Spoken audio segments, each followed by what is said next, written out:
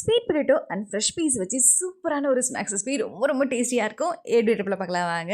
ஒரு 1/4 கிலோ அளவுக்கு ஸ்வீட் பொட்டேட்டோவை ஒரு 3 விசில் விட்டு நல்லா வேக வச்சு இறக்கிக்கோங்க. இதோட அரை கப் அளவுக்கு ஃப்ரெஷ் பீஸை நல்லா வேக வச்சுட்டு ரெண்டுத்தையுமே நல்லா மேஷ் பண்ணிக்கோங்க.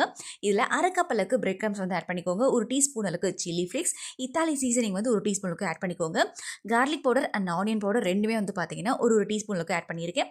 தேவையான அளவுக்கு சால்ட் ஆட் பண்ணிட்டு நல்லா மிக்ஸ் பண்ணி விட்டுக்கோங்க. இந்த மாதிரி குட்டி குட்டி பால்ஸாக வந்து ரெடி பண்ணிவிட்டு ஒரு சீஸ் க்யூபை 4 கட் பண்ணிவிட்டு அதை நல்லா சென்டர் பண்ணிக்கோங்க. சென்டர் பண்ணிவிட்டு நல்லா க்ளோஸ் பண்ணிக்கோங்க. க்ளோஸ் பண்ணி பாலை வந்து ரெடி பண்ணி வச்சுக்கோங்க. நம்ம டீப் ஃப்ரை பண்ண போகிறதில்ல, பணியாரக்கல்ல தான் குக் பண்ண போகிறோம். ஆயில் ஆட் பண்ணிட்டு பணியாரக்கல் ஹீட் ஆனதுக்கப்புறமா ரெடி பண்ணி வச்சுக்க பாலையும் ஆட் பண்ணிட்டு ஸ்லோலே ஒரு 15 மினிட்ஸ்க்கு நல்லா குக் பண்ணி எடுத்திங்கன்னா சூப்பரான ஸ்நாக்ஸ் வந்து ரெடி ஆகிடும். ரொம்ப ரொம்ப டேஸ்டியாக இருக்கும். டீப் ஃப்ரை பண்ணுறீங்க அப்படின்னா அதை ஒரு 20 மினிட்ஸ்க்கு ஃப்ரீசரில் செட் பண்ணிவிட்டு அதுக்கப்புறம் டீப் ஃப்ரை பண்ணுங்கள். அப்போ தான் உங்களுக்கு பிரியாமல் நல்லாயிருக்கும். ரொம்ப ரொம்ப டேஸ்டியாக இருக்கும். கண்டிப்பாக ட்ரை பண்ணி சாப்பிடுங்க. சுவைக்கான தேடல் தொடரட்டும்.